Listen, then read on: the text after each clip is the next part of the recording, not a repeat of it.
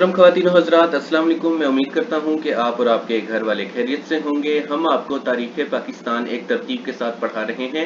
हम उम्मीद करते हैं कि आपको हमारी काविश पसंद आती होगी। आज का हमारा जो टॉपिक है वो है लीगल फ्रेमवर्क 1970। हम आपको तारीख़ पाकिस्तान एक तरतीब के साथ पढ़ा रहे हैं, जिसमें हमारा न्यू टॉपिक स्टार्ट हुआ है। टॉपिक नंबर 9 वो है द ईगो इश्यूज़, जिसमें हम आपको बांग्लादेश कैसे पाकिस्तान से अलहदा हुआ था वो पढ़ाएंगे। और हमारा लेक्चर नंबर 53 है पाकिस्तान अफेयर्स का। 1969 में याह्या खान जब मुल्क के सदर बने तो उन्होंने मुल्क में आज़ाद और शफाफ इलेक्शन करवाने का ऐलान किया था। उन्होंने इस बात का भी ऐलान किया कि वो मुल्क का नया आइन बनाएंगे। उन्होंने मार्च 1970 में यानी 1970 में एक लीगल फ्रेमवर्क दिया कि इन असूलों के तहत नया आइन बनाया जाएगा और इन असूलों के तहत आगे मामला चलाए जाएंगे। इसके अलावा 1 जुलाई 1970 को उन्होंने 1 यूनिट को भी ख़त्म कर दिया था, जो कि हम आपको पिछली वीडियोस में पढ़ा चुके हैं कि कैसे मोहम्मद अली बोगरा ने 1 यूनिट फार्मूला पेश किया था। और लीगल फ्रेमवर्क के नकात मुदरजा ज़ेल हैं। नंबर 1, पाकिस्तान की कौमी असम्बली की कुल 313 नशिस्तें होंगी, 313 सीट्स होंगी।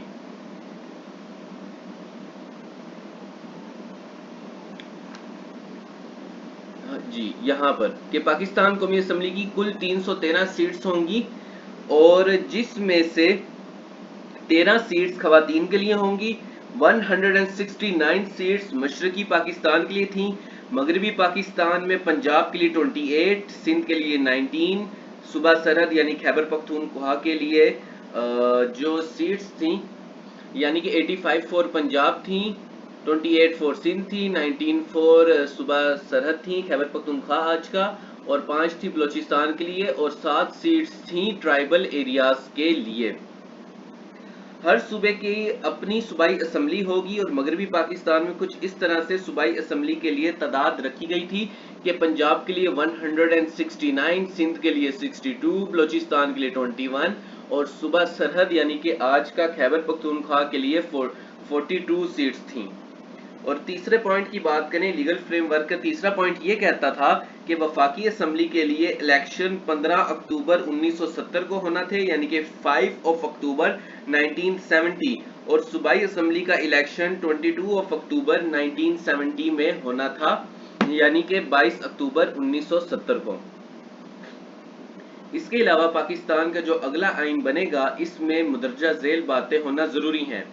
पॉइंट नंबर ए कि पाकिस्तान एक वफाकी तर्ज की रियासत होगा। पाकिस्तान का नाम इस्लामी जमहूरिया पाकिस्तान होगा। पॉइंट बी, रियासत पाकिस्तान का सरबराह मुसलमान होगा और इस्लामी असूलों के तहत आइन का यानी वो आइन का पार्ट होंगे। जो इस्लामिक प्रिंसिपल्स हैं उनको आइन का हिस्सा बनाया जाएगा। पॉइंट नंबर सी, जमहूरी असूल के तहत इलेक्शन होंगे और वफाकी और सूबाई असम्बली में अवामी नुमाइंदगे आएंगे। अदलिया आज़ाद होगी और हर एक को बुनियादी असूल हासिल होंगे। पॉइंट डी, वफाक को मजबूत रखा जाएगा, अलबत्ता सूबों को ज़्यादा से ज़्यादा इख्तियारात दिए जाएंगे। पॉइंट ई,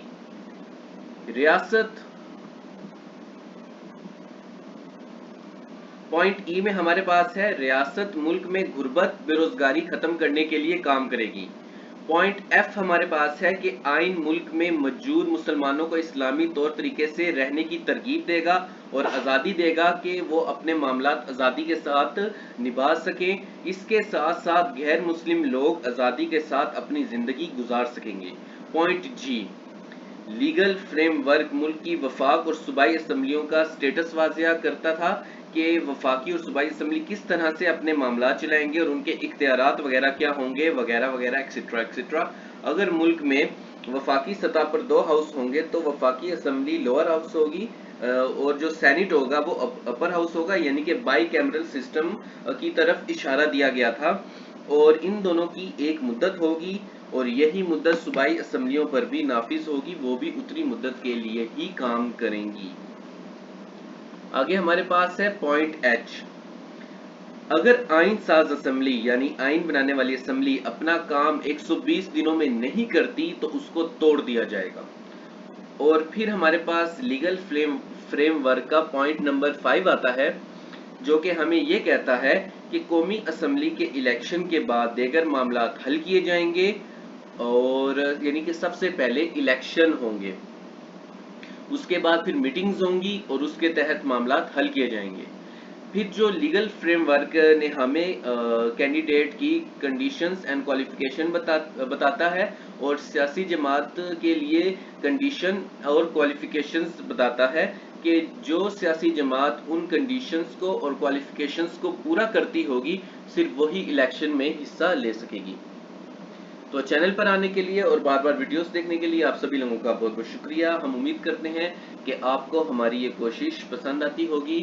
آپ ریماؤس سی ایس ایس اکیڈمی کو لائک شیئر سبسکرائب کریں، اور جو ہمارا دوسرا چینل ہے ریماؤس اسٹوڈیو، آپ اس کو بھی جا کر دیکھیں، وہاں پر آپ کو جو سوسائٹی سے ریلیٹڈ کافی اچھا کنٹینٹ ملے گا، اور پوئٹری اور ڈرامہ ایکسیٹرا ایکسیٹرا۔ بہت بہت شکریہ، اللہ حافظ۔